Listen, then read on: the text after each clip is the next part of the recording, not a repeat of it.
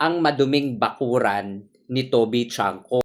Ito lang ang masasabi ko sa iyo, Toby Chanko. Bago mo linisin ang bakuran ng iba, tignan mo muna ang bakuran mo kung ito ba ay madumi o malinis.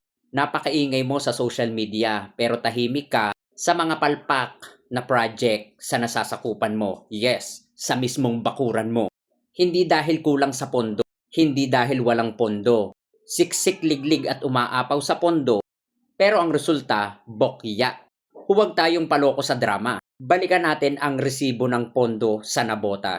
Una na nga natin ang 4.17 billion allocable fund 2023 to 2025. 1.116 billion proposed 2026 at 754 million insertion para sa 2026.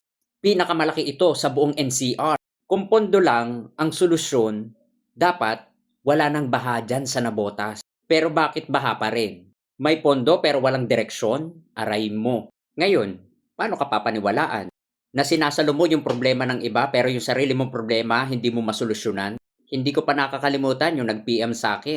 Hindi mo maitatanggi na stop mo yon. Kinukuha niya ako para bayaran. Na gusto nilang palabasin na ang trapo ay si Abante, hindi ikaw.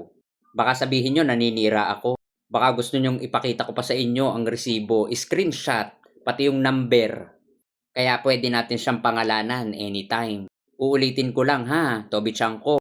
Bago ka maglinis ng bakuran ng may bakuran, tignan mo muna kung malinis ang iyong bakuran. So ayo, keep safe and God bless.